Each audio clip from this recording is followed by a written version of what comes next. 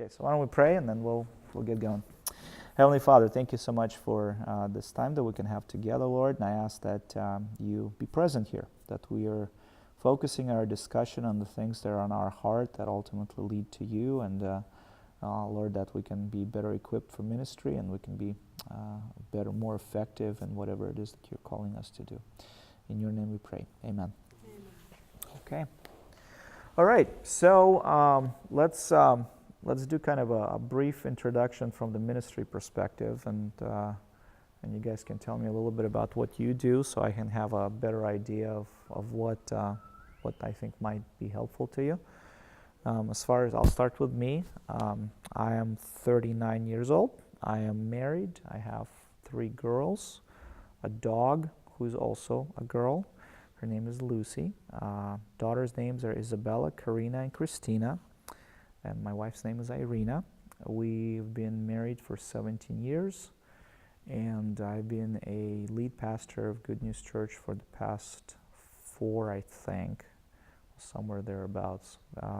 Been part of the church for 11 years, our local church, just in different capacities.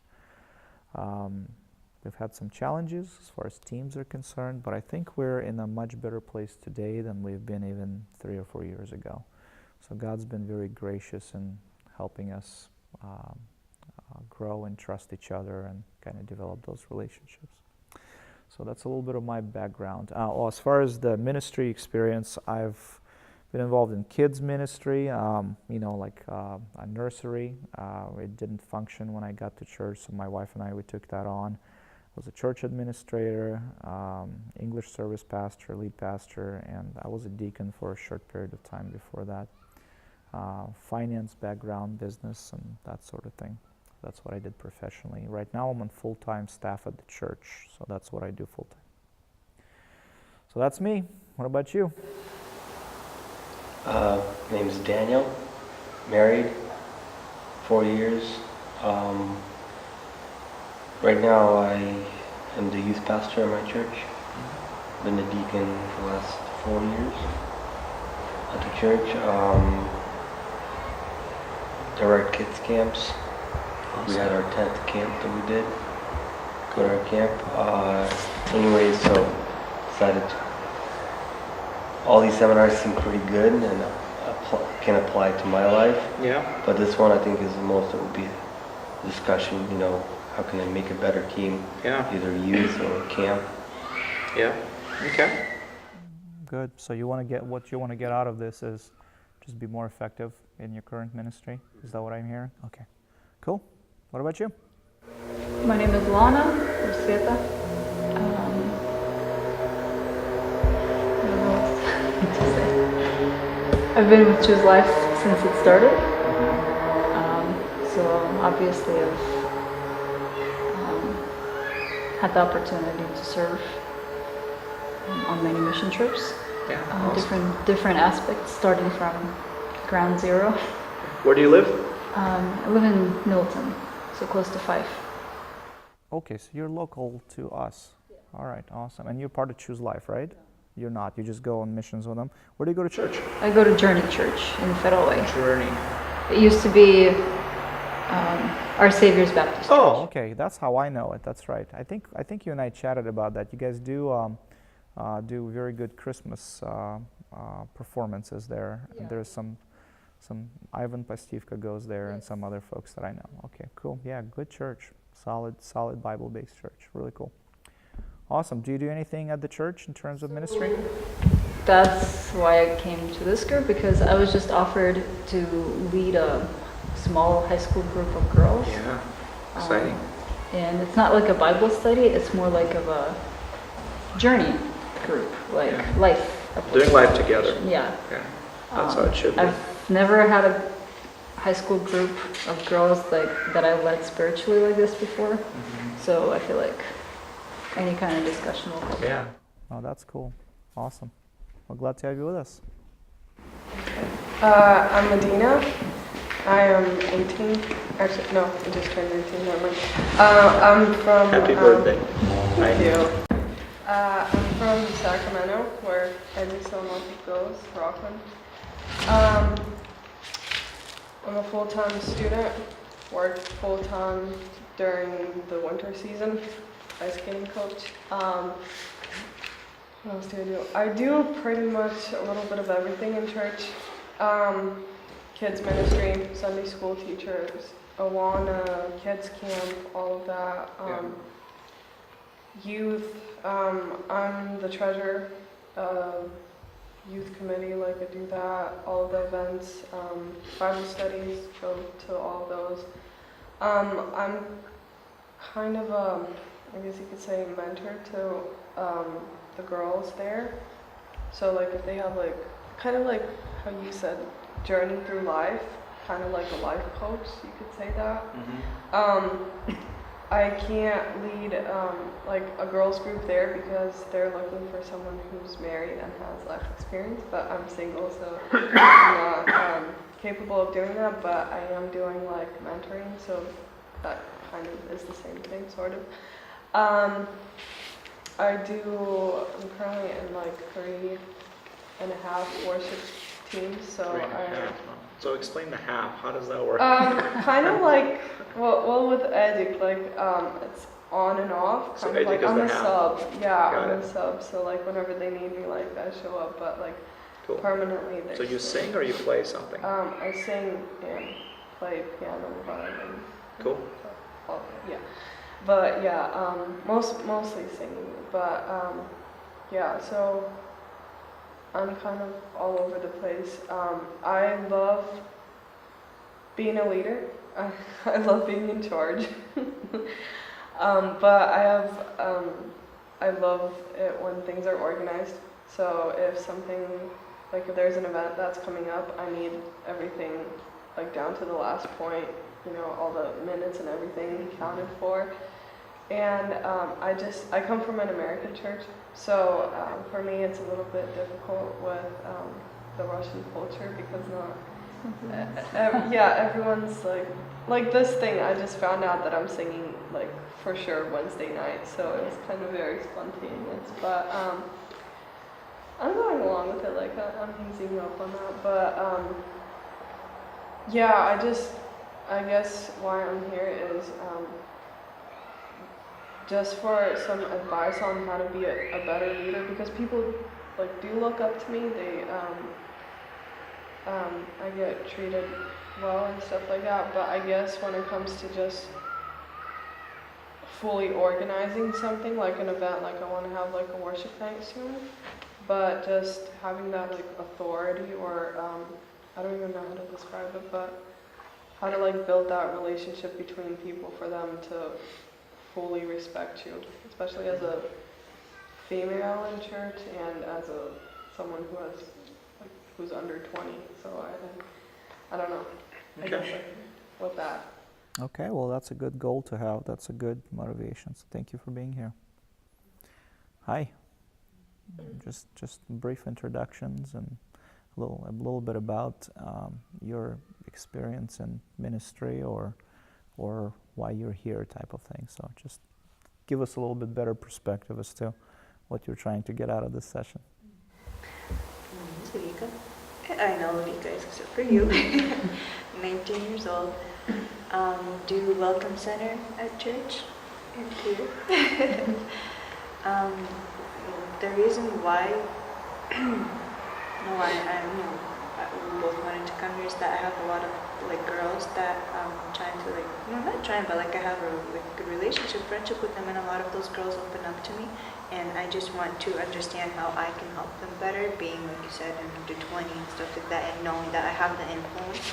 And I was a crazy shy person, so I actually threw myself into the welcome center ministry to make myself be more open. I'm a huge one a little bit later. But just to get myself more out there and to know like how to talk to people and not to be afraid and like to see an opportunity and not be like, well, I'm too shy to come up to them, but actually just go and do it. Sure, So it's like sure. kind of, it's like, I know it's somewhere in there, but to bring it out a little bit. Okay, great. Thank you. I'm Dima, as a final speak person. Yeah, of course. Я недавно принял крещение 2 года назад, и до этого никак не относился, нигде не участвовал.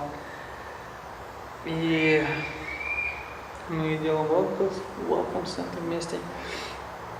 Хочу научиться большему быть лидером. У нас многие планы, у нас очень много проектов, но как назло я начинаю делать проект, у меня с работой, и мне надо много-много работать, я мало времени провожу. So you're praying about a new job? Но new job просто, чтобы чуть полегче было насчет этого. И as much as we can get advice, с помощью вот мы хотим, как у нас то получается, то нет, то, что мы недавно женились, и общаться с теми людьми, которые сейчас проходят через это, как до свадьбы, и чтобы как не оступиться, и там в основном мы начинаем разговор насчет того, что как кого-то нанять, чтобы кто помог, и через это все и начинаем говорить о Библии вообще, о всех шагах, чтобы не сломаться до свадьбы, не грешить до свадьбы. И вроде получается, но мало с кем общаемся насчет этого, мало людей. Молимся, чтобы у нас больше было opportunity с такими людьми общаться. Чувствуем, что this is something we can do. И я в церкви, как в основном, help with everything, security, all that stuff, которые находятся не на своем служении, а которые вокруг служения. Okay, great. Thank you. Thank you. Okay, so by the way of introduction, I guess, the first session I taught was more on the, I guess, theological side of things. It was more scriptural. I was asked to do a very practical session here, so this is going to be a discussion more about practical things and less, how to be a spiritual leader. It's more of how to be an effective organizational leader, if you will. So that doesn't mean that the spiritual aspect is not very important. It is. In fact, I don't know if many of you have attended the session that I did earlier this year. I think it was January or February when it was in place. We talked about character ladder and spiritual capacity, and we talked about just the abilities. And most people try to chase things they can do, and those are the people who get put in charge. Oh, you're able to do computers, you're in charge of the computer ministry. You can do PowerPoints, you're a media guy. Well, in reality, you need to first focus on your character. Are you spiritually mature? Are you growing in your understanding of Jesus? Are you obedient to what He's telling you in your everyday life? And then you look at these things, and they are kind of like the two sides of the same ladder that allow the leader to grow. If you only do one side of the ladder, what's going to happen? It's going to fall. So that's why you see a lot of people crashing and burning, on the news. You have a pastor, a leader, a big charity leader. Well, their character side of things started slipping up. No accountability. Their walk with Christ maybe was off. But technically, they were very proficient. They did their organizational side of things well. So I just want to point out that when we're talking about things today, it's only half of that ladder. So don't ignore the spiritual piece. That's the second half of that ladder. When we're talking about teams, the thing that I believe is a good way to evaluate how successfully you have built a team is to not be involved and see what happens. If you are the only thing that drives that team forward and it falls apart after you're gone, that's not a team. You have some followers, you have some people who execute what you told them to do, but that's not a team. Now, that doesn't mean that they'll be able to carry on perfectly fine without you. I mean, obviously you're there for a reason. You are, they're gonna drop the ball here and there, but for the most part, a team relies on the strength of the individuals, not just one person. So, especially in Slavic churches, there's this disease of having one person in charge of everything and other people are just kind of doing what that person is told.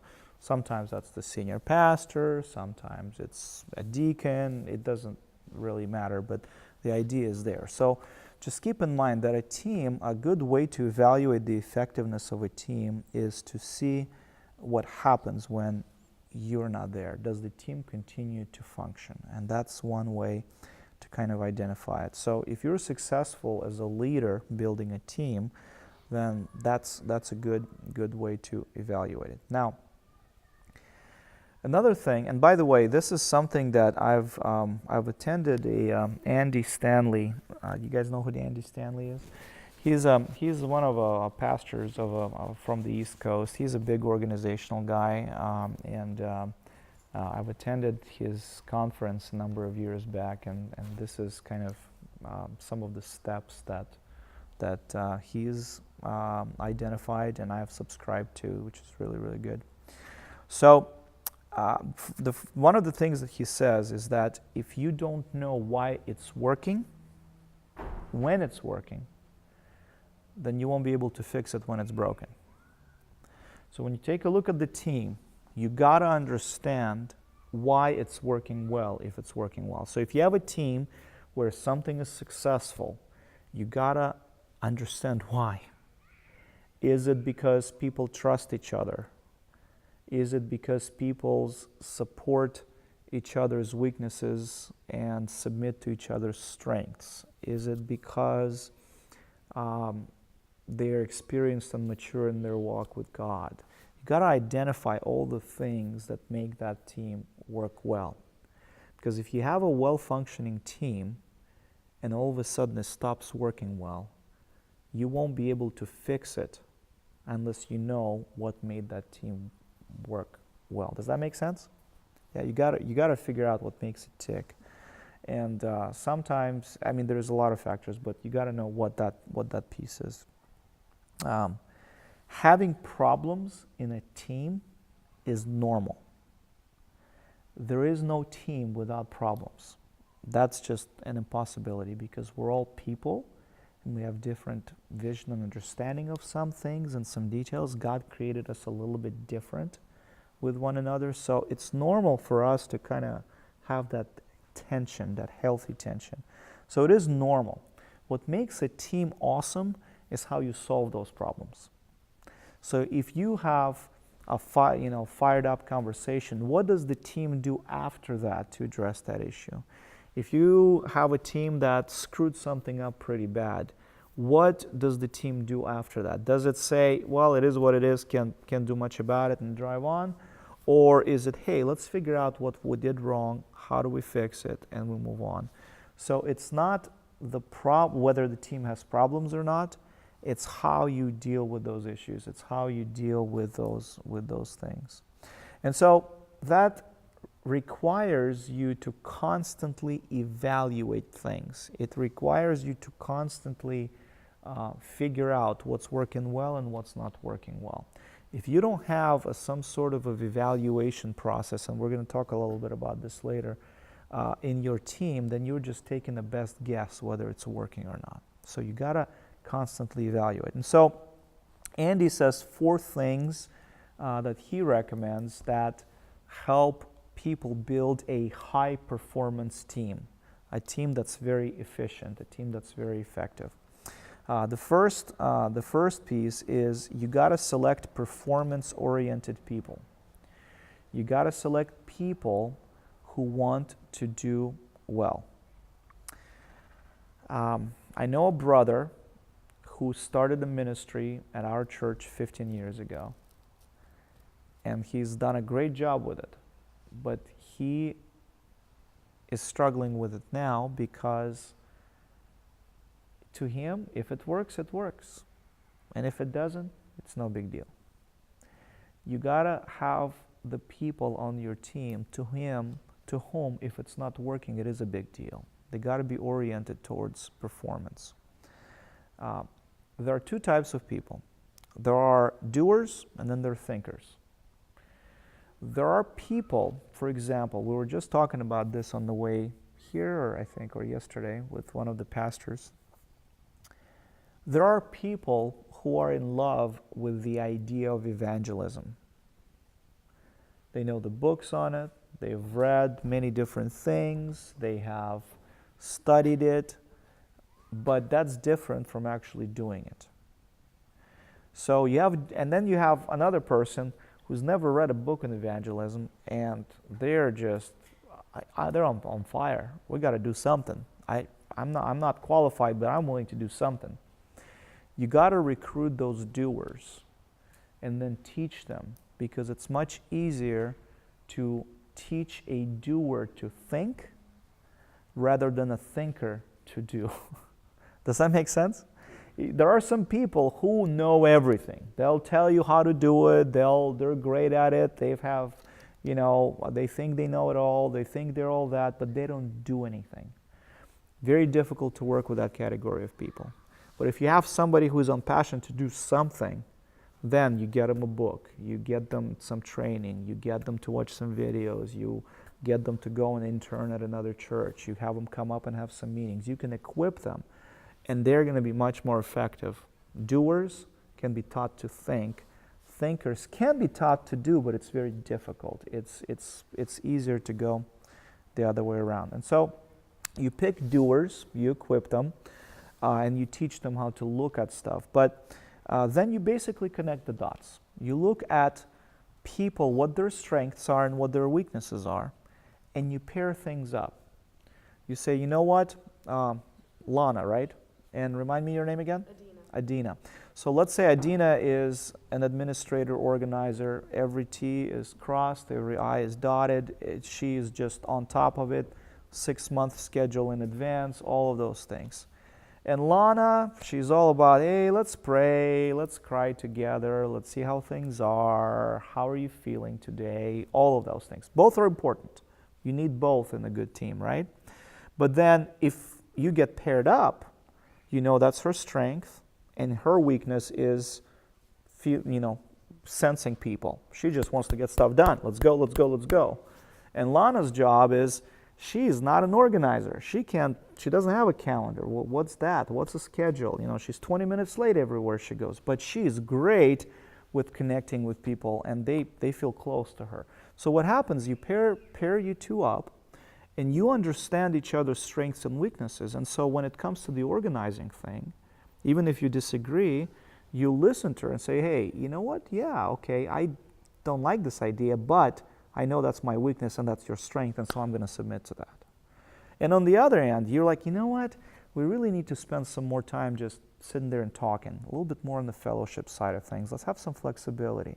So you understanding that that's your weakness, you're go, go, go, go, go, and again, I'm being hypothetical here. You understand that that's your weakness. You say, you know what? I'll listen to you because I know that's your strength. You're good with connecting with people, even when you disagree. So when you connect the dots like that, and you constantly evaluate what's happening, you have a team. You have an idea of a group of people working together for a common purpose. That's effective. That works well. Now, if each of you start doing your own vision within the team, and you don't understand each other's strengths and each other's weaknesses, you're going to be in trouble. You're going to be pulling your way. There is no such thing as non-critical personnel. Every single person has something that God has given them as a strength. If you don't know what that is as a team leader, you got to find out what that is. It could be something that you think is useless, but it's not. If God has given it to them, there is a purpose for it. They got to use it. So every person has something in them that they can use for the glory of God. And you got to figure out how to connect those dots. And so that's the first thing. All of those things are kind of under one category. Is you got to select performance-oriented people. You got to select people who are doers and equip them instead of picking thinkers who just talk and don't do anything. The second thing is you have to clarify the what and the why. Clarity is very, very important. You got the what and the why. What's the difference between the what and the why? What is what you do. Why is why you do it. Most of the time, leaders understand the why. They get it, why it's important. but they don't communicate that why to their team members. And so what ends up being is a bunch of tasks. Do this, do this, do this, do this, do this. And maybe the job even gets done, but I can guarantee you people will be 10 times more effective once they understand the why behind the what. They have to understand why you're doing things the way you're doing it. So for example, one of the things right now I'm kind of struggling with is we have this thing called Alternative to Halloween. We, about 3 years ago, have started a Bible-based celebration for kids so that instead of going and celebrating Halloween, they come to church, we do a kids program for them, kind of like a day camp. Yeah. Quick question, is yours American or Russian church? We have an English service and a Russian service. So, Americans come too, or- yeah. We have about 60% of the people come to the English service and 40% come to the Russian service. And we're not a big church. We're like 250, 260 people. So anyway, we're doing this event, and I understood the why. To me, evangelizing parents through kids is one of the most effective things. I've seen it. I've seen kids dragging their parents to church saying, oh, there's really fun over there, let's go. And they're like, okay, it's my kid, come to church type of thing. We're not celebrating Halloween, and we're giving an alternative where they can come in for a Bible-based program and do that. Now, I understand that. Some of the core people understand that. The elders understand that. But just yesterday, I had a conversation where it's, why are we celebrating Halloween? These kids are growing up thinking that they're celebrating Halloween. They're getting candy at a Bible-based program, so what's the story with that? Maybe we shouldn't do it at all. So the why behind it was to get people in from the community to bring them into the church, and we've been doing it for several years. And we have a number of families who have stayed at the church as a result of that. They learned about our church because our youth went and gave them invites and said, come join, bring your kids, be prizes and whatever. So it was a reminder to me that I needed to remind people of the why. Instead, I've explained the why 3 years ago. I mean, how much do I have to talk about it, right? I mean, you guys understood it. You know what I'm talking about. Go, go, go, go, go. Because I am, like your hypothetical situation, I'm a task-oriented person. I need to get stuff done. Let's get moving, right? Here's 57 things you got to do. Get going. So I have to constantly say, okay, step back, explain why you're doing this, even though to you it's basic. And new people come to church, new people come to the team, so you constantly have to refresh that vision. Nehemiah, when he built the wall, he stopped halfway and he told people why they were doing it all over again. And I believe that was about 6 weeks into the process. So if you make a rule to yourself every 6 weeks, if you want to be biblical, within your team, have a little 15-minute vision conversation. Why you're doing what you're doing in this particular way. Why are you doing an English service in our case? It's not because it's easier for Pastor Vasiliy, it's because we want to make sure that people are able to have their kids in the same church while they're growing and bringing people in from the community. Why are we doing small cups for communion instead of the big cup at the English service? Because that's the cultural norm, and the Bible doesn't prohibit it one way or the other, and so we want to be relevant to the community we live in. Now, if you explain the why, then it makes more sense to people. They might disagree with it, but they understand it, and it motivates people. So always clarify the why behind the what. Good leaders ask why when it doesn't fit with the what. A lot of times we get stuck doing the same thing just because we've always done it that way. So a good leader will always say, why are we doing it this way? Why are we doing this period, and why are we doing it this way? Because the reason may have changed. Maybe our church consists of 90% Ukrainians in 5 years, maybe. Then why are we pushing everybody to Russian instead of Ukrainian? Maybe we need to bring on board a Ukrainian pastor that will serve these people. I mean, that's just one of the thoughts that occurred. But as an example, you got to look at the why and constantly evaluate it. So clarity, when you are explaining to people why and you're clear about it, then within your team, that's going to allow people to provide suggestions and bring ideas because they understand what you're trying to do as a leader. If all you're giving them is a list of things to do, then they'll just execute it, but it'll always be on you. But if you teach them the why, then they might have a good idea next week that you didn't even think about. And they're going to bring it to you and say, hey, I know why we're doing this. What if we do it this way? It might be better. And you'll be like, you know what? Yeah, that works. That is great. So always explain the why. And that clarity works. And even if you're part of a congregation where it's very difficult to change anything, it is especially important to have the clarity on the why. Because once people understand the why, they would be more willing to change than if you're just telling them what. If I go into our church and say, we're just changing this, and this, I'll have a mini revolution on my hands. What do you mean? Why are we changing? For what reason? It makes no sense. I don't like it. It's too loud, it's too low, it's too hot, it's too dark, whatever. But if I explain the why, then they're more willing to change. It might take time, but they're more willing to change. People won't go where you want them to unless you clarify it. So if you're frustrated with your team or with somebody else's team, a lot of times most people in church who are doing ministry, they want to do a good job. They want to do what's right. They want to do what's God honoring. So a lot of times it's just a lack of a very clear direction. Here's where we need to get to, and here's why, so that they can start walking. Some people will crawl, some people will run, but at least they'll start heading the same way.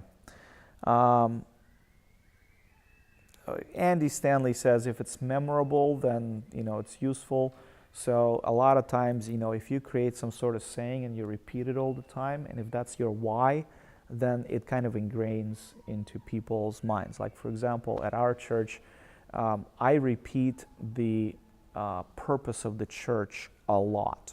So when I greet people and say, hey, welcome to GNC, we're a multi-ethnic community of faith, and our goal is to acquire and disciple joyful and mature disciples of Christ that will build up the church and glorify God, right? So that's kind of our mission statement. I want people to understand it, what we're doing. If our idea is to raise up mature and joyful disciples, then you don't have to be all sad thinking about craziness. You got to enjoy in your freedom. You got to enjoy with what Christ has given you. So you gotta do the why a lot, is what I'm saying. So again, the first thing is you got to select performance-oriented people for your team. The second thing is you got to clarify the what and the why, because clarity is critical. And the third thing is you got to organize or reorganize to do the what. You would be shocked with how many teams are doing everything other than what they should be doing. So if it's kids ministry, for example, a lot of kids ministry teams spend more time filling out financial receipts for their ministry than actually teaching kids.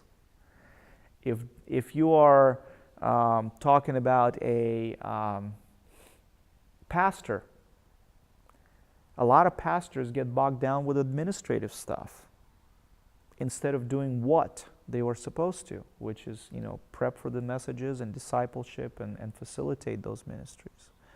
So every team has something that takes away from the what.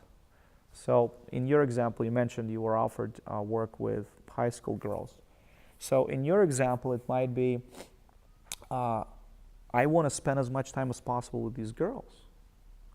But if I have to prepare for something 90% of the time, only to spend 10% of my time with them, you're not organizing your ministry around the what, because the what in your ministry is to spend time with these girls. Why? Because you want to influence them for Christ, right? And that's how you do it. You're with somebody when you influence them. So that's what you got to maximize is FaceTime with those girls. And yes, you got to be prepared. And yes, you got to know how you're going to lead them and be equipped. But you can't spend 90% of your time doing admin and organizational stuff for that group and spending only 10% of that time in the group. Does that make sense? Organize your ministry around the what. With musical stuff, I don't know.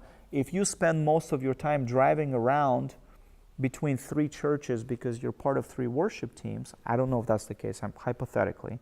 But if that's how you spend 90% of your time, you're not focused on the what.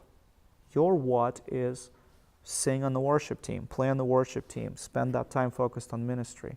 So once you start seeing, I want to serve and so I'm driving 2 hours in traffic, maybe that's not organizing around the what. In a greeting ministry, I don't know, if you are spending more time shopping for cookies to give to people than actually connecting with people during that welcoming process, you're not organizing around the what. Because your what is to connect with people. Why? Because that's part of the 5 purposes of the church, is to spend time in fellowship. It's fellowship, it's ministry, it's evangelism, it's discipleship, and it's evangelism, right? So those are the 5 purposes of the church. So you're connecting with people, you're doing what God has called you to do, and that's how you're organizing your ministry. Now, every ministry has other stuff. I mean, I have other stuff. I don't do just preaching. I wish I did, but I don't. I have to drive places, I have to meet with people, I have to do hospital visits and other things. But my what, my week, should be organized around preaching, around discipleship, and raising up next leaders. Now, that means not the whole church. That means I focus my time on 10 people so that they can focus their time on 100 others. So organize or reorganize your team to the what. Again, 3 things. The first one is select performance-oriented people, clarify the what and the why. The third one is organize or reorganize to the what. And then the 4th thing is orchestrate and evaluate everything. Orchestrate and evaluate everything.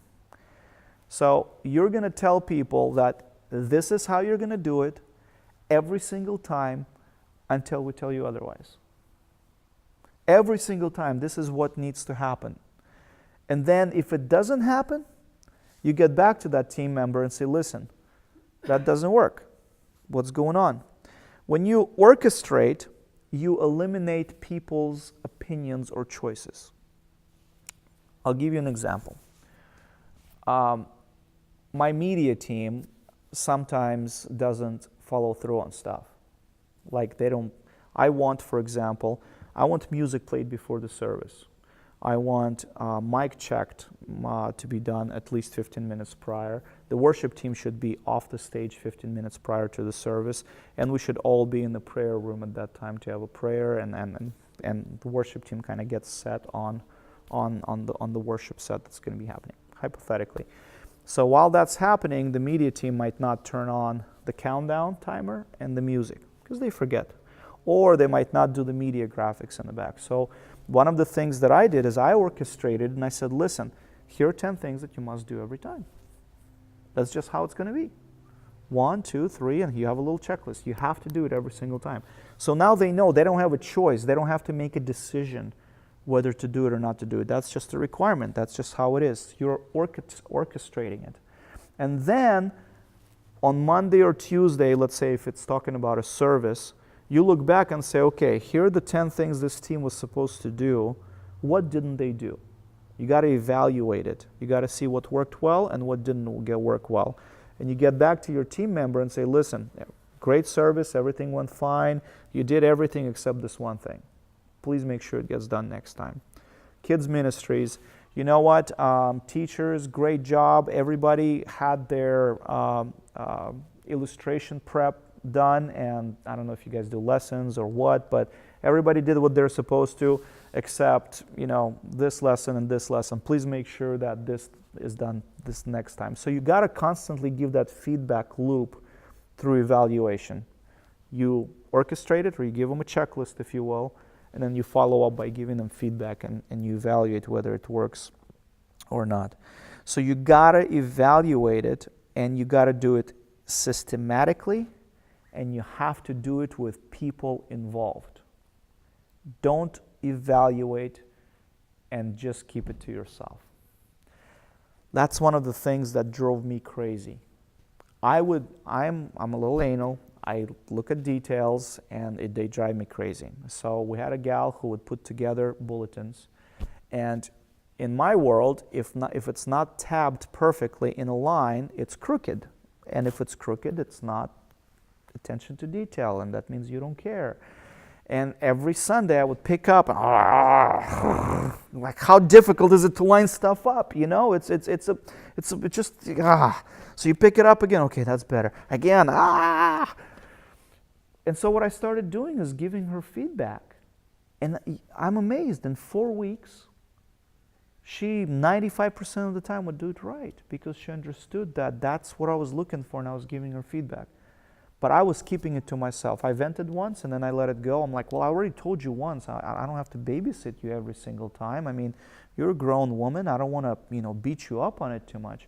What I didn't understand is that I was evaluating it, but I was keeping that feedback just to myself. And so if you're part of the team, let's say you get together and somebody's supposed to do, coffee and cookies for your team to get together. If that's on your checklist as a leader, you get back to them and say, hey, thank you for doing that. We had to do 3 or 4 things for prep, and it worked out every time. That was great. Next week when you meet, do the same thing, but say, hey, you know what? We didn't have coffee this time. It's okay, but generally it would be good to have it. So you give people that feedback consistently, and you get them involved, and then they will want to do better. They will see that you care, that it works. Experience, listen to this. This is very profound. Experience does not make you better. Experience does not make your ministry better. People who say, I've been doing this for 20 years, that means nothing. What makes it better is evaluated, experienced, or analyzed, experienced. If you, for 20 years, evaluate it every week and get better at it, you're going to be incredible in 20 years. But if all you do, if you just do it for 20 years and there is no evaluation, there is no correction, there is no improvement, because you don't evaluate it, you don't give feedback in, then you're just going to be doing it 20 times a year at a time. There's no benefit to it. So experience doesn't make something better. An evaluated or an analyzed experience, corrected experience, makes things better. And so that's kind of the process. That's kind of the 4 things that I think high performance teams need to have. And again, this was originally put together by Andy Stanley, and I loved what he said, because I've seen it working, and some of these things that we're still trying to work on ourselves. So again, select performance-oriented people, clarify the what and the why, organize to the what, and orchestrate and evaluate everything. And again, orchestrate, to me, I don't like that word. I like checklist everything. Checklist and evaluate. I'm a checklist person. I've taken lessons for flying an airplane, right? And one of the interesting things is that you have these huge jumbo jets, like these big 747s flying, just incredible machines. And every single time, before the thing takes off, the pilot and the co-pilot whip out old-fashioned checklists. And they go line by line and say, this, check, this, check, this, check. Why? Because every time you have a lot of moving parts, every time you have a complex situation, our human mind will fail periodically. And if our ministry is as important to us as flying an airplane, we're doing it for God. I mean, why should it matter less than flying a plane? why wouldn't we have steps in place to make sure it's done right every time? You would. I would want to. We just don't take the time to sit down and do it, and then we don't take the time to follow up on it. But those two pieces are critical, and I would encourage each of you who are leading a team or are in some sort of capacity to influence a team, consider doing it. And if people see you're doing it and you're getting better at what you're doing, they will start implementing some of those things. It's a very, very beneficial thing. So those are the 4 things I wanted to share with you guys today. We don't have a lot of time, but I'll be glad to answer some specific questions if you have from your ministry, or maybe something that we went over wasn't as clear as I would like it to be. Questions, comments, or concerns? I have a question. Yes, ma'am. Okay. So, like I said, I used to go to an American church, so I had more of a liberal view on things. What is the biblical way of looking at women in ministry? Like, what kind of positions can they take? Yeah, okay. So don't like the word liberal. Liberal to me means negative things. I would say more or less constrained, or call it progressive, I don't know, something.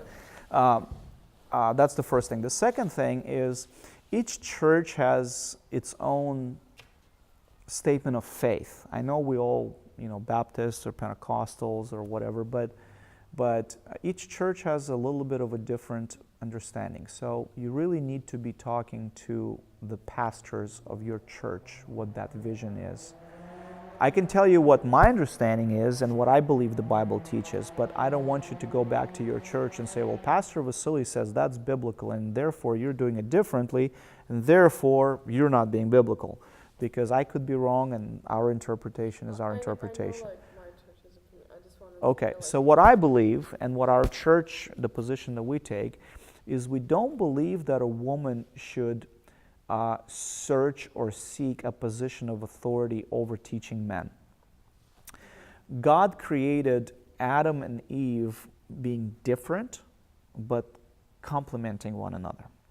And the 2 problems that men and women have, if you just bottom line everything, is that woman wants to rule over a man, tell him how to do things, and the man has an ego problem where he's the boss of everything and he doesn't want to be the spiritual leader of his wife. And so 90% of the couple's problems are a result of that. That's just kind of how we're wired.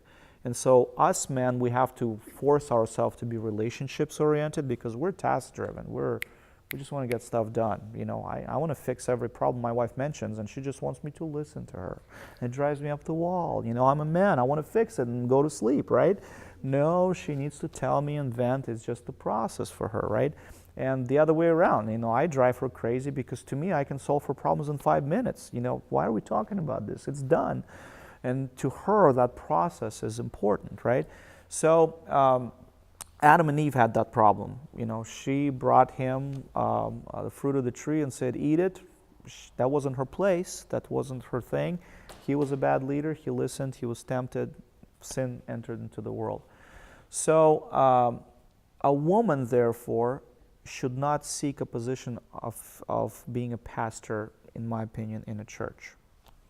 However, a woman can perform some pastoral functions and should perform some pastoral functions. For example, you're in a group with teen girls, or high school girls. They're telling you about an addiction they have, or they're having a crisis, or they're questioning the existence of God. You discipling them, you teaching them, that's a pastoral function. Now, you're not technically a pastor, because that would be seeking the authority that you wouldn't have biblically, but it is a function that a pastor would have in a discipleship process. So our position is that a woman can perform pastoral functions when necessary. I know women who would lead communion in villages in the former Soviet Union because there were no guys, there was no believer men, there were no strong leaders who would do it. We created a vacuum, so a woman would have to step up and do it, and there's nothing wrong with that. Now, if a woman, while there are able men who are willing to serve, steps into that and it seeks that position of authority, then that goes back to the same problem of Adam and Eve, where a woman is trying to be over the authority of the man, which is not a biblical view. So can a woman perform pastoral functions, kids, women? For example, we have a gal who is going to be doing a seminar at our church for 3 days, 2 or 3 days in December on addictions. She performs biblical counseling, crisis counseling for teens and women with addictions. Very much a pastoral care function. She's going to be coming in and teaching me how to deal with some of those issues. Now, she's not overstepping her authority biblically, because we're inviting her to give us a very specialized training in a very specialized field, and there will be deacons and elders who will be sitting there listening to how to do it. No issue biblically. Now, if she comes into the church and said, I want to do a message on blah, blah, blah, and I want to serve at this church as a pastor of, teaching or whatever, then that's probably too much. So that's kind of how we look at it. But again, every church is a little bit different. We don't have any deaconesses, but we see scripturally that it's possible. We just haven't ordained any women who are deacons. But we will not ordain women who are pastors because we don't see that scripturally supported. Does that answer your question?